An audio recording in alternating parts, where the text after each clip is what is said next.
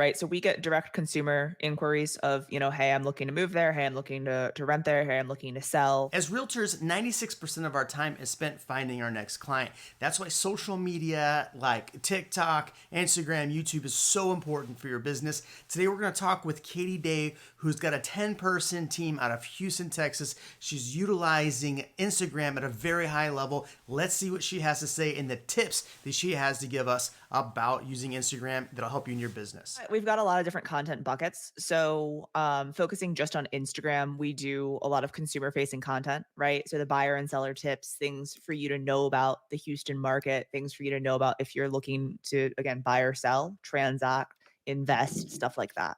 Making content for people to watch, if they will potentially buy or sell real estate in the future. So that's definitely one bucket. The other buckets that we try to also do are, obviously our listings. So properties that we're listing, just listed, just sold, stuff like that. The community based stuff. So we do weekly neighborhood spotlights of different bars and restaurants and businesses throughout the Houston area. Yeah, like motivational stuff, random stuff outside of that. But those are the main buckets. And then You're about 17,000 eyeballs watching you. Your stuff looks really good. What do you create some of these photos and stuff on? all of the neighborhood spotlights are produced by our videographer. So those are like the white background. It literally says neighborhood spotlight on it. But those are edited in Premiere Pro, shot on a Sony whatever camera. I think he's got the like A7 now 4, right? That's the Okay. camera. That's kind of that. For the motivational stuff, I shoot that and I record on this camera via Zoom. Right. So it's like a Okay. clubhouse morning call that I'm a part of, and we get on each morning and have like a motivational message of some sort.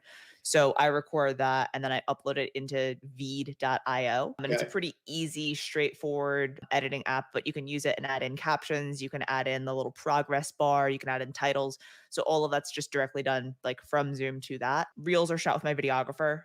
Sometimes I'll shoot them myself. You can tell because I don't even take the time to turn this camera sideways. I just shoot it on this camera and then cut it down and it's pretty low quality because I'm not like, turning my camera and doing all of the things, but it like I'll shoot those if it's like something I need to get out right away. And then, on Reels, I think one thing that a lot of people miss is they'll just post their reel of them and, whatever. I make a cover for almost every single reel. So if you were to go to Instagram and push over to where all you see are reels, and I don't know if you can do that on desktop, but click on the reels in the center of the screen there. All of them have text at the same level. I don't think anyone really cares about that, but I like that they are a cohesive look, using our brand font that's the same font in our logo. Obviously some of them are just noodle on the couch, and things like that. But for the not fun ones, right? For the informational ones, about different stuff, I love that you're just pulling up the shitty ones. Yeah. Um, You're welcome. but for all the informational ones, they are all, kind of have a cohesive look. Interesting. Okay. So that's something, I'm one of those people that just started on YouTube. I didn't give a crap about anything else. I didn't want to spend my time on anything else. I've grown my channel, but now at the same time, I feel like I'm missing short form content, and we'll talk about shorts. And if you're starting those on your YouTube channel, but now I'm starting to do a little bit more short form content on my Instagram, and that's starting to get better. And I'm starting to see more engagement on there.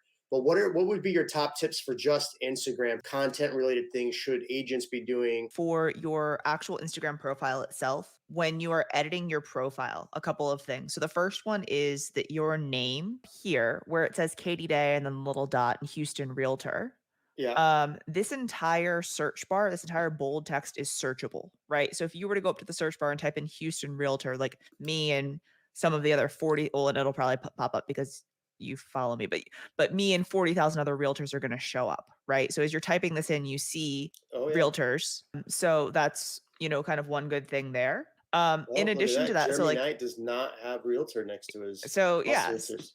So so okay. that would All be right. something. Get some The knowledge from Katie. Go ahead. So the other thing would be that if you scroll up to the top, as far as the bio goes, one thing that's always one of my pet peeves is if you are a real estate agent, somewhere in your bio, it should say what city you are in or what state you are in if you service an entire Mhm. state or what states. A lot of people will, just have like, hey, I'm a realtor or I'm an investor, I'm an entrepreneur, and, whatever other titles they've deemed themselves. If you're looking for a realtor and it doesn't say in here somewhere that, it's a Houston realtor, you're going to like look it up and just be like, oh, like Jeremy seems like a nice guy, but like are you really going to go through his posts to see like if they're geotagged somewhere or if it's in the description? Like, if they find you and don't know who you are, it should be very easy for them to determine where you are. So as you can see at the Right. top, it obviously says Houston Realtor. I have that we are the Moving to Texas team at Real Brokerage. And then the next line is we're a residential real estate team servicing Houston, Texas. Right. So like, let's So see. mine, I should Uh, take off Instagram model.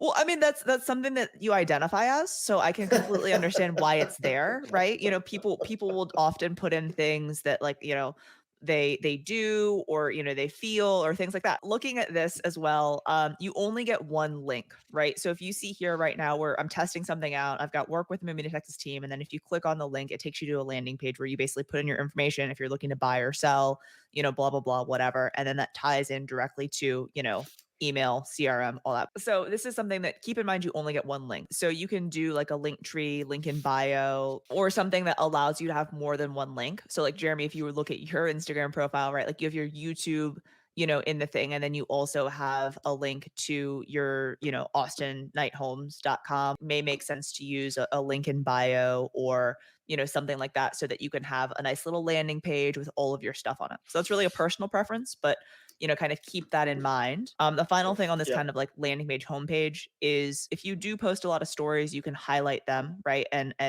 have little, different things. So like I have like shoes, my dog, workouts, the team, and then different events and things that I've gone to. Cause like when I go to a conference, I'll like screenshot the slide and then put it on my story. And you can see I've been to a lot of, different conferences and things like that, right? So you can make little highlight covers for events, for things. So Where think did you about make like these little covers at?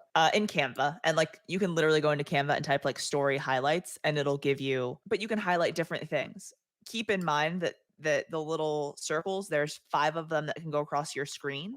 Like if you're on a phone, you can only see 5. So you want to have at least 5 different highlights. So like don't just have one, but make sure you have 5. So, depending on what stories you post, it could be, for example, for you, Jeremy, it could be like Austin real estate news, then it could be like Austin spots to go to, then it could be, other, things, but you can kind of break that up and have 5, at least 5 different, just so it looks cohesive. If you think someone's looking at your Instagram, like this is the homepage, this is what they're looking at, you want it to be as clean as possible and hit your target audience as much as possible. Are you getting DMs? How many DMs are you getting? How much business are you getting? Is it just referrals from agents? Like, what does that look like? It's a combination of both, right? So we get direct consumer inquiries of, hey, I'm looking to move there. Hey, I'm looking to rent there. Hey, I'm looking to sell. We also get agent to agent referrals. And then since we do the local spotlights and stuff like that, then we're connecting with the local businesses and business owners, and really just trying to continue to kind of meet more people. What I find a lot of is, people will watch on YouTube and then DM me on Instagram. There you go. Make sure you like, comment, subscribe, and we'll catch you in the next video.